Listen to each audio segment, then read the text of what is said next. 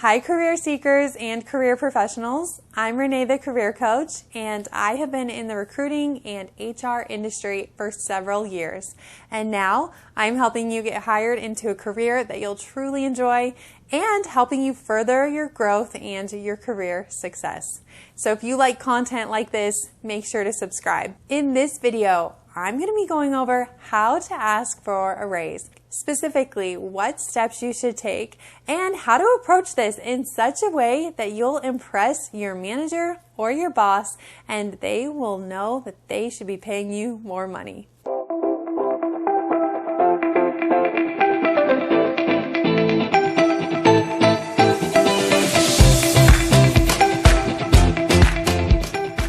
First off, know that it's normal to be asking for a raise. And while this conversation may seem daunting to you and you might feel a little bit uncomfortable about having this conversation, this is something that doesn't feel nearly as heavy to your boss or your manager because they deal with salaries all the time.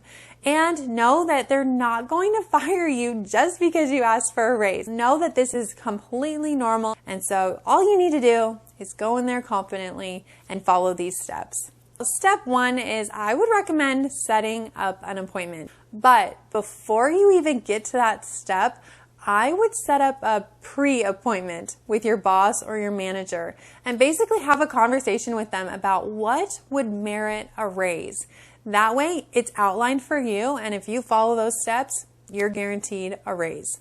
Now, if you're coming into this situation and you haven't had that conversation, or you're just at the point where you don't have time to make a plan, follow that plan for a couple months, and hey, you need a raise right now, then by all means, you're fine to jump into these steps. Number one is set up an appointment. Take into consideration the timing.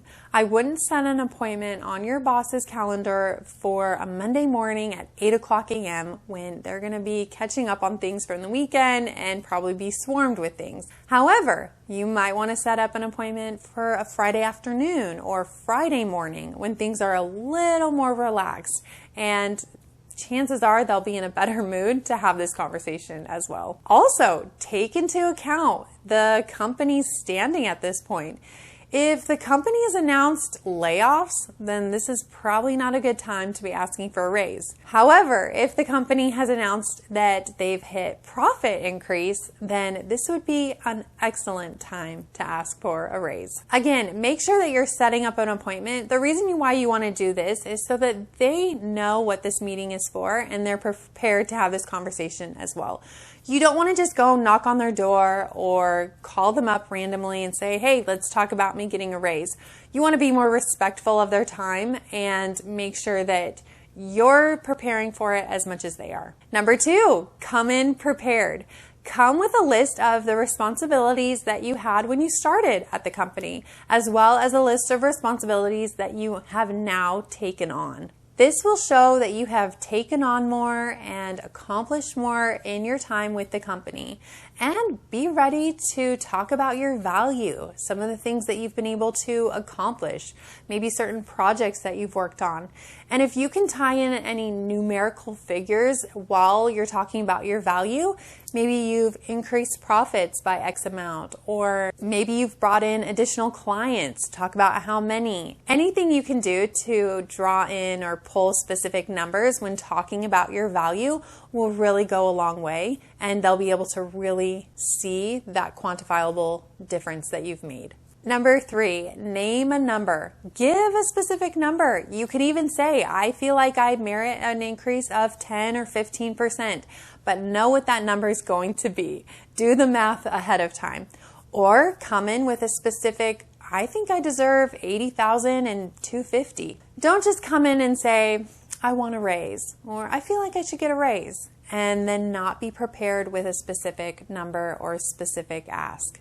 This kind of ties in with number two, but be prepared to talk about how your value aligns with this number that you've come up with. Do your research beforehand and know what would be a good number. Of course, you can look at websites like Glassdoor, Indeed, or you can just do a Google search. Now, I wouldn't just pick one of these numbers. I would look at all the numbers that you find and then Maybe find the average of all those numbers, but find a number that you feel like would really reflect the value that you've brought and aligns with what you've been able to accomplish. Don't compare yourself to other colleagues or other people in the business and say, well, I know that John over here is making this amount, so I feel like I should be making this amount. This is not about anybody else. This is about you and your value and what you bring to the company. So make sure to focus it on that. Number 4, have a strong conclusion. Don't end by saying, so can I have a raise? Or so what do you think about that? Make sure that you're ending with a strong, confident, concluding statement. A lot of the times in any type of conversation like this where you're asking somebody for something, a lot of the times they are going to feel like you're going to try and pull a yes from them.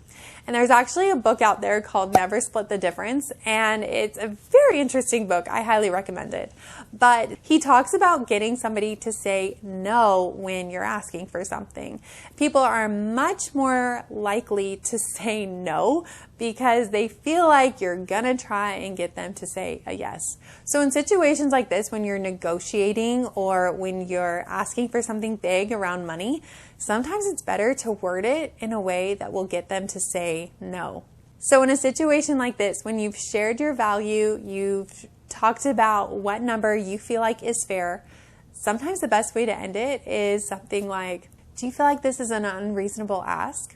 Or do you feel like this is an outrageous number? Wording it in such a way that gets them to think, no, that's not unreasonable. Or no, I think that this is fair. Then your chances of getting a no from them and ultimately getting what you want is a lot higher. This can honestly work in almost any negotiation trick, but especially when talking numbers or trying to get a raise, it will make you seem a lot more confident and end it a lot better. Number 5, have a plan for negotiations. If they do come back and want to negotiate or do say no to your original ask, have your bottom dollar number that you would be comfortable with and make sure to stick to that. For example, if that number is $80,000, then maybe you go into this negotiation asking for $85,000 or $87,000. Bump up just a little bit from your bottom dollar line so that if they come back with any negotiation, maybe they come back at $83,000, you're still above your bottom line. Now, if they do come back and again say your bottom line is $80,000 and they come back with 78 or 79, you have to know why you feel like you deserve nothing less than $80,000 and be able to speak to it, emphasize that value. Also, know your whole entire benefits package and understand that you could use this as a part of your negotiations as well. You can always negotiate part of your vacation and PTO days. You could negotiate part of your annual bonus.